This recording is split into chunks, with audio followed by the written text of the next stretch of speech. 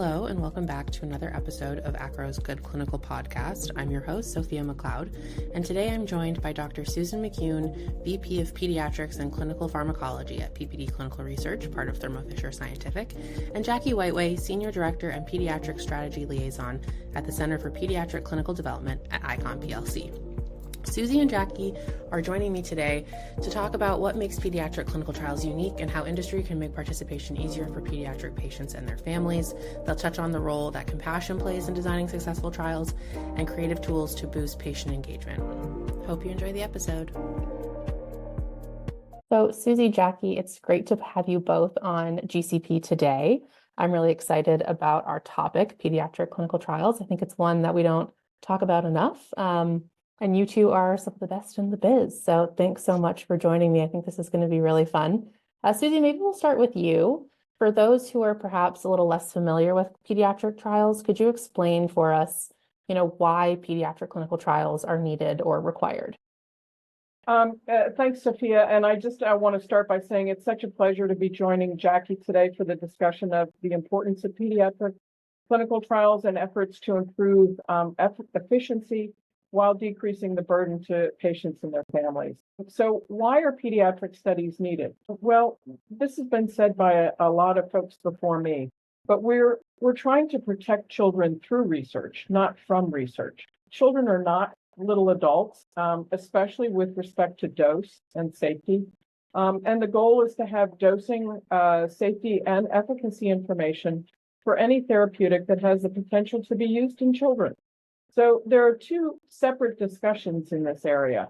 The first is for pediatric specific diseases where adults really aren't affected by the disease. So the drug is not available. The drug is only going to be studied in the pediatric population. And so that's very different from diseases where the therapies have been developed for adults and they are approved for adults and they're marketed for adults.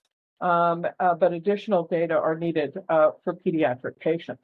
So in the first case, as I said, for those that are pediatric specific, we need dosing, safety, and efficacy information. And then for those therapies that have been studied in adults and approved, they may be used off-label in the pediatric population. And what that means is that the data are available in adults, but the data are not available in kids. And so we don't know the right dose. We don't know if the disease is the same in pediatrics and adults. We don't know if the drug will work as well or better in the pediatric population. And we don't know the safety. And this is especially important with respect to growth and development, because that's something that's very unique to the pediatric population. And so understanding, what we're doing when we're producing drugs for children, even when we're doing things like making formulations that are more appropriate for them, we have to understand the safety of that. And so that's why we're here today, is to talk about, why we do pediatric studies, the importance of those studies, and how we can really decrease the burden to the patients and their families as they're going through these studies. Jacqui, I'd love to hear some additional thoughts on that. Well, I think you hit all the key points, Susie. I really don't have more to add there other than to emphasize the protecting children through research, not from research, because that captures really the history and how we've got to where we are, going from, back to Jenner, who is testing on, the son of his gardener for the smallpox vaccine, through to then people recognizing that children needed to be protected, or that they can be a vulnerable population, to where we've really gotten the last, what would you say, 20, 30 years, swinging back to, well, wait a minute. What are we going to do? Treat kids with drugs that haven't been tested in kids? How is that better? How is that protecting them? So, Wanted to clarify. So are pediatric clinical trials required for all drugs? So that's a great question. And so with our goal in mind that we have to have information about the dosing, the safety, and the efficacy, in any therapy that we think would be useful in children. But that means that for those drugs that are developed for adult diseases where there's really no potential for the pediatric use, we don't need to do pediatric studies for that population. Now, everyone always thinks about, maybe those drugs might be able to be repurposed for a disease that might be more pediatric specific. But for the particular indication that we're talking about, that we don't need to do studies in children for those. But the FDA and the EMA, as Jacqui was talking about, have really worked for the past probably 30 years to encourage the development of therapies for children. And they've included both incentives and requirements. And so in the US, the Pediatric Research Equity Act, or PREA, requires studies to be done in the relevant pediatric population. However, if a product has orphan designation in the US, then the product is exempt from the PREA requirements. And that's true for everything except oncology products because of the recent RACE Act, where molecular targets need to be studied in the pediatric population as well, even if they have orphan designation. Now, in Europe, there is no exemption related to the orphan designation. So in Europe, all of the drugs that would be relevant for the pediatric population have pediatric requirements. Interesting to think about the sort of international differences and how obviously our industry is global, so it's always a lot to keep in mind.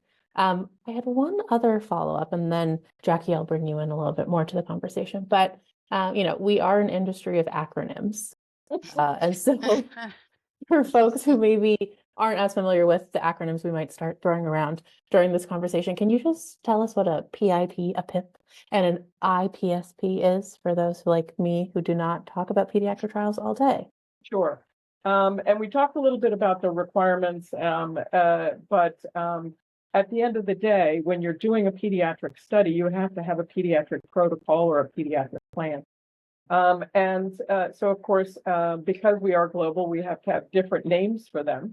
So the PIP, the Pediatric Investigation Plan, is the EMA requirement for pediatric protocol. And timing is also very different depending on whether you're in Europe or the US. So the PIP generally needs to be discussed during or even before the initial PK studies in adults. So quite earlier than the FDA requirement. And then the other acronym you gave me is the IPSP, which is the Initial Pediatric Study Plan. And that's the FDA study plan. And that's the outline of pediatric studies that needs to be submitted not later than 60 days following the end of the phase 2 meeting. And so, as you can imagine, the EMA is earlier, sort of the PK timing. The IPSP is closer, is at the end of phase 2. And I will just say that those are the requirements. But the reality of it is that anyone considering pediatric studies, if you think that your drug has relevance in the pediatric arena, please have those conversations early, because to be successful in developing therapies for children, we really need to think ahead. And we need to think when we're doing adult studies.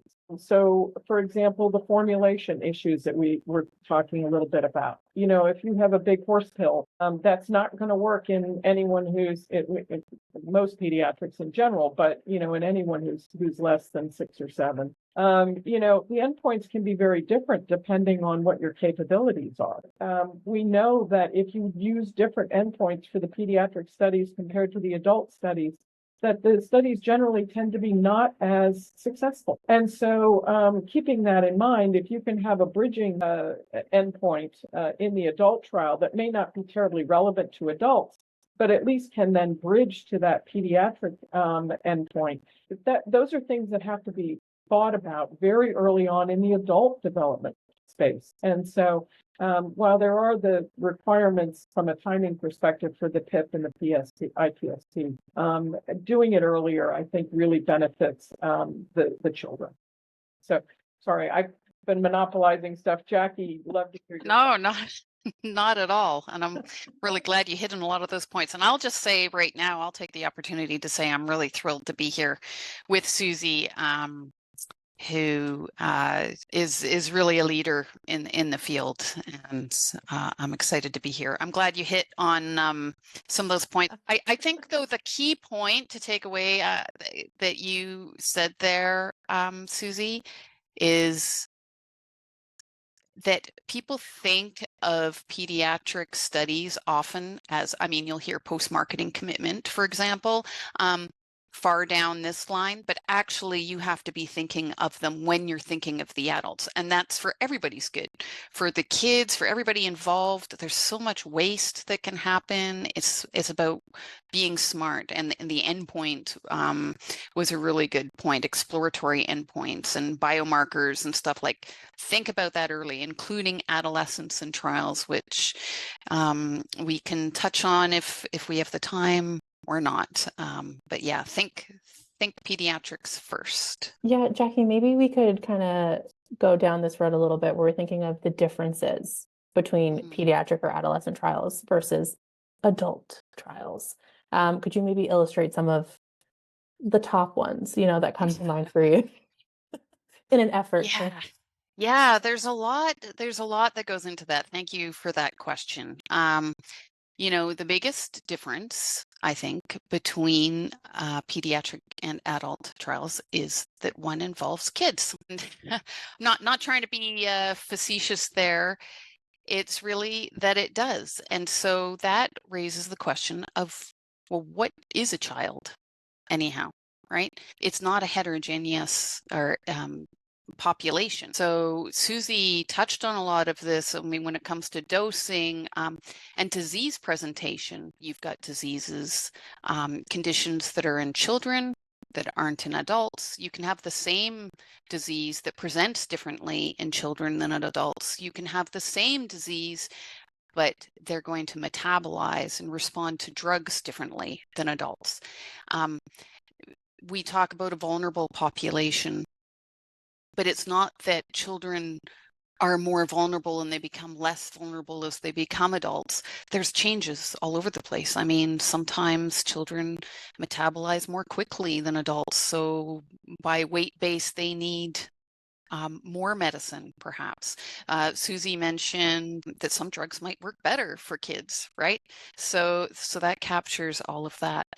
There's also this arbitrary, really, thing of when are they not a child? When does a child become an adult? That changes based on where you are. It can be everything from 14 years old to over 20 years old. And so that also introduces legal differences between them. Talking about the types of diseases that impact kids, almost by definition, diseases that kids have, and therefore the trials that are conducted with children, are rare diseases. And everything that comes along with that, perhaps the most notable being small patient populations. So that has a huge impact when you're operationalizing a trial and when you're planning a trial, when you're thinking statistics, et cetera, right? So you need to factor in that. In fact, cancer is the #1 cause of death by disease in children in developed nations, and yet technically is a rare disease, which is what Susie was getting at with the RACE Act, which I believe we could probably take a whole hour or more to talk about right here.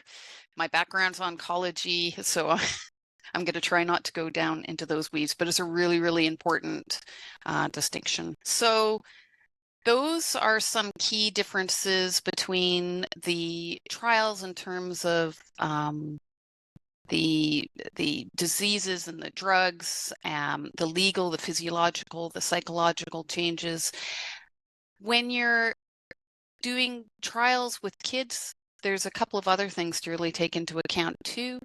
One is as a family that you're working with. So parents, guardians, caregivers, care circles, siblings, all are hugely impacted and have to be factored in for the success for the trial. It's the right thing to do, but it's also the success of your trial, right?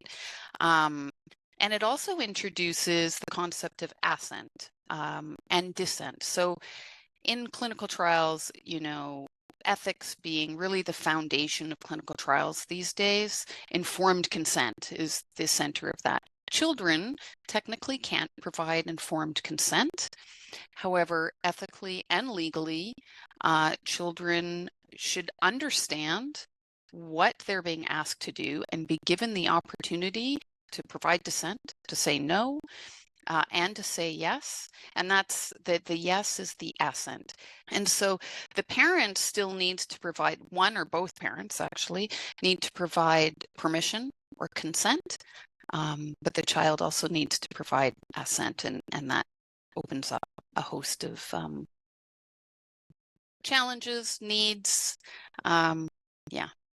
I will say a positive thing perhaps in clinical trials with children that adults don't have is that they have those strong advocates in their parents and their caregivers. I mean, if every clinical trial participant had an advocate like a parent, and it's the parents who are some of the key drivers behind big changes that we're seeing these days. I'll say again, the Race for Children Act that Susie mentioned, that was essentially written and pushed through by a parent who was a lawyer, and drove that. So Yeah, no, great points, Jacqui, and assent, really being critically important, and the age depends, having materials that are, relevant to the particular ages. And you might say that it's really important to have information at a young level for those youngest patients. But there's also a caveat to that in the older patients. The patients who are 7 to 10, kind of in that school age range, they don't want to be given a form that is for a 4-year-old. that's right. Find that insulting. And so, really being thinking about each of the age groups and what's important for them. We talked a little bit about formulations being different. We talked about novel endpoints being different. We've talked about safety, especially growth and development being different in this population. But in thinking about what's important to the patients in each of those, age ranges. So as you think about infants, it's not what's important to the infant, but to their parents. And, the most important thing for them a lot of times is blood drawing. How much blood are you drawing? How much pain is my child going to be in? So the development of microassays using population PK approaches, sparse sampling, even novel collection systems in the older kids are important. The school age children, the most important thing is that they not be seen to be different. And we'll talk a little bit about some of the approaches that really help that so that they're not seen as different from their classmates. Adolescents, we all know, want to be in control, but sometimes they're not the best at following up. And so having the support systems in place for them, but also having some sensitive conversations with respect to in that assent.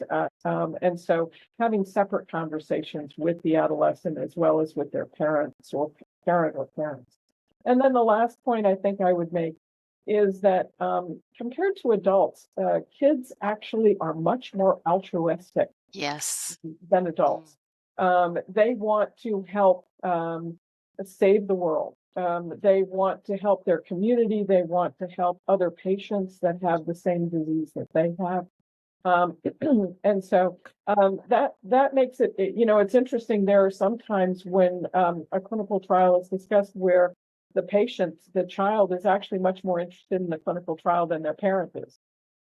So it's a very unique population, a very special population. That's a huge one, the altruism, as well as the adults not projecting and thinking they know what's best for the kids. So, I mean, we're talking about that as an industry in general, asking patients.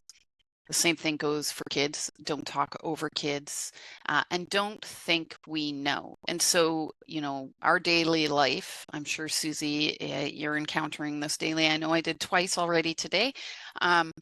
talked about people saying things like, oh, we can't do that. The kids, we won't have enrollment. You're like, well, wait a minute. That's actually not what we see. That's what you're assuming, along with, oh, parents won't want to put their kids into trials. And you're like, I don't think so. They're going to know what they're getting into. Like, you're going to be asked, you have to really know what you're talking about. They're some of the strongest advocates and the most educated. Sometimes they know more than a lot of the experts because they're doing everything they can to understand. So don't assume that we know what the kids will do or the parents.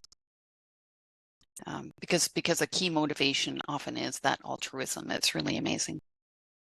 Yeah, totally. They're like little superhero kids. I feel like everyone wants to be a superhero when you're 5. Yeah, that's a good point. Yeah.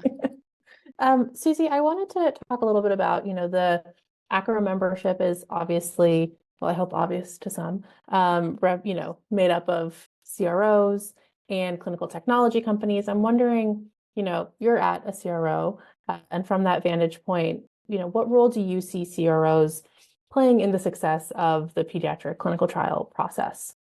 So the first thing and the most important thing is how can we decrease the burden to the patients and their families? Because we're asking them to participate in a trial while they're very interested in the trial because either the patient because they have a particular condition or the parents because they're worried about their kids. But the reality of it is being in a clinical trial is a burden. And how can we help minimize that? So one of them is, scheduling. How can we help from a scheduling perspective to decrease the amount of time that they're out of school or out of activities, especially thinking about potentially having night clinics or weekend clinics where patients, and we'll get into a little bit of the decentralized solutions and how that can help there as well. But also scheduling within the site visit, which is really important for pediatrics. And I don't think we think about this as much as we should. So generally, a site visit has a whole lot of testing going on. And if you have to do neurocognitive assessments, the worst thing you can do is wait to do that at 4:00 in the afternoon, because you're really not going to get the best snapshot of the patient at that point. And if you try to do quality of life assessments after you've just drawn blood on them, that's not going to go so well either. And so, thinking about during the day, how do you schedule their day during the site visit so you're optimizing both the results as well as the comfort of the patient and their family. Travel support while they're there, snacks and then providing maybe a quiet private space for a mother that might be breastfeeding while her other child is being seen in the clinic. Digital and decentralized approaches, especially with the diaries, reminders, questionnaires that can be done at home. An interesting piece of this is we've heard from adolescents because we say, "Oh, we'll call," and they're like, "Yeah, no, don't call. We don't call." And then including in the patients and the parents in protocol development. And this is something that Jacqui was just getting into with don't assume. Because we assume, all the time as physicians and regulators that we know what those clinically meaningful endpoints are for the patients and their families. And those assumptions are generally not right. And so that's why we've done a lot of patient-focused drug development efforts in the last 15, 20 years to really understand from the patients what's clinically important. And so working on protocols with patients and their parents, and then including youth advocacy groups that are available globally to work on protocols. And then something that people don't think about very often, and since I'm an neonatologist and most of the clinical trials that I did were hospital-based, the nurses. because you can have a protocol that is incredibly difficult for the nurses to be able to complete while they're taking care of the patients they need to take care of. And if you don't know that, then you're not going to be successful in your trial. So early on, understanding what's important to patients and their families so that they stay engaged with the trial, what's important to the sites in terms of, how to arrange the day to be less burdensome, and then how to really understand what's clinically meaningful to the patients and their parents from a protocol perspective. Jacqui? Wow. I would add one thing that I think you especially, well, that comes out in everything that you're saying, but to put a point on it, and that is showing gratitude and appreciation to everybody. That includes the staff. You mentioned nurses, right? That includes supporting staff, physicians and nurses, to provide them with the tools. They're the experts in that patient care, but they might not be experts in the communication specific to that trial. So any tools that you can provide to help them with that communication is going to help us. So a lot of those tools that you mentioned, we should be, helping sites help their participants and their patients, and saying thank you, meaningfully thank you, and not just at the end, right? Like throughout, like look at what that journey is, understand where people are coming from. I guess another way of looking at this is the word empathy is used a lot, and which I'm very appreciative of, that there's more understanding of empathy. I would take that the next level and say compassion, which by definition is empathy with action. And so putting that empathy into action. And it's not that difficult. I think something, I don't know, Susie, what you think here, but sometimes we talk about this sort of thing. I'm like, none of this is that difficult. Like, you're a human being and you have been a child, even if you don't have children. So step back and really look at it and go, okay, what makes sense here? First of all, not everybody's the same. So, don't expect that you understand how people are going to react. So, Yeah, absolutely. I want to drill down maybe on some of these tools we've been hinting at, maybe give folks kind of a little more of a robust view of, what you guys are talking about. Jacqui, I think maybe I'll start with you. We've talked a little bit about some of the creative ways that CROs and sites try to make pediatric trial participants feel more comfortable, more engaged. That can be through comic books or stuffed animals. But in addition to those tools, what are some things that you think teams can do sort of from the get-go to really help to increase retention in pediatric trials? Right. Well, good question. And as you've already highlighted, a lot of what we're saying is already being woven in. Like, nothing's distinct here. It's like the developmental stages of a child, right? It's not cut and dried. So the same goes here. I think actually when I gave a talk for ACRO before, I introduced the concept of the 3 C's, and those come down to comfort, communication, and control. And so a lot of these tools, and when you're looking at children in trials, look at those 3 C's. And so to expand a little bit, like we already have on those, communication. So like Susie just emphasized, but it can't be emphasized enough. Communication, talking to kids, not over them, to the families, to the staff. Communication is key. And everybody communicates a little differently. So you need to try all these different things. So appropriate ways of communicating. Great news is in this world is there's so many ways to communicate. Great, positive, negative. But there's no excuse not to explore different ways of communicating. And communication is two-way. So really seeing if a child and the family is understanding what's being communicated in those different ways. So you said other tools. There's also VR now. There's also, all of those different ways. Though sometimes things like comic books, talking to each other, are going to be the most appropriate. So that's communication. Comfort, I think, goes without saying too, especially since you can't really communicate well if you're uncomfortable, meaning you can't absorb what's being said. A lot of this comes down to the staff too. I know Susie is a physician. You're probably very aware of this. Really, when you're talking to somebody, understanding if they're absorbing what you're saying, and how can you if you're not comfortable. So with kids, you mentioned stuffed animals. Stuffed animals, there's a wide range of tools that would fall into that.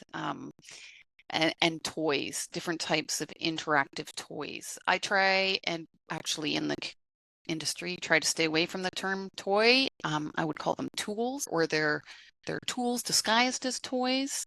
And there's a lot of really interesting ones out there. I'm not going to call out any companies or names. I will say, though, that we're in an exciting time of a lot of patients who have grown up and started companies and are really finding exciting ways of expressing and implementing compassion. A lot of parents are starting, their child gets a rare disease or gets a disease and they're starting companies. There's so much exciting stuff out there right now. Control, when I say control, that one, what I'm really talking about there, and you mentioned a superpower before, Sophia, is play. Play is a child's superpower. And that is a superpower that should be employed. Play, meaning imagination too. So in the communication, in the comfort, you have play to help exert that. So again, these toys or tools disguised as toys can help, you can simulate an experience, or it can aid in the communication when you're talking with a child, and it helps everybody talk with a child. Like if you tried to talk with a child and like you're staring at them and making direct eye contact and they don't want to do that, but you put a toy in their hands, especially one that they can manipulate and perhaps simulate what they're going to experience, or it can be an online, it can be an app that they're doing that, or it can be the two together. There's too much to cover there, Sophia. But that is why the 3 C's, I would encourage everybody to think about those when you're approaching any clinical trial and going, do you have elements of comfort? What are you doing for communication? And how are you helping the child feel some control over their experience?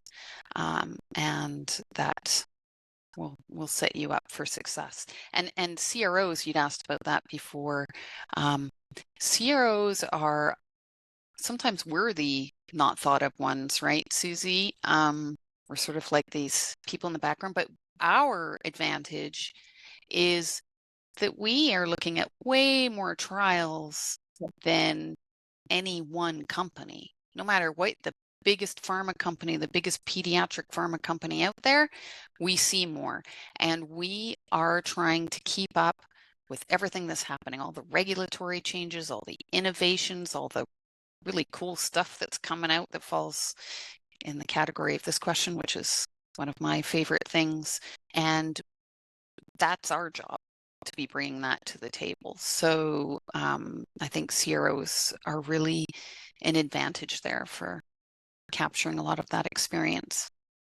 Sophia, I just wanted to add because I just wanted to say how wonderful the 3 C's that Jacqui talked about, the comfort, the communication and control, and how important they are. And I'm going to add a T to that, and that's trust. And that's building trust to make the patient and family feel important and part of the team, and to give them access to, and this is especially important with the CRO working at the site, to give them access to someone that they can speak to or contact if they have questions.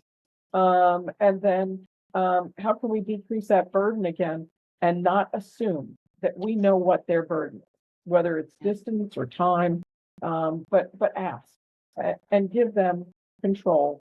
And it's as you do that with all of the 3 C's and the T, That's how we decrease that burden. But thinking about, easing the burden on patients or caregivers, whoever it may be, we've talked a lot over the past few years about decentralized clinical trials and what that might, make possible. Was just curious, what you see, Susie, as the role that DCT elements can play in supporting pediatric trials and easing that burden. Yeah, critically important. And what's interesting is we're in a different space since COVID. Prior to COVID, having conversations about decentralized trials, digital solutions really wasn't as acceptable as it is now. So clearly, decentralized approaches can decrease visits to the sites, can really improve and make more flexible the scheduling that we were talking about before. Home health can actually provide a lot of support in terms of visits that would otherwise have been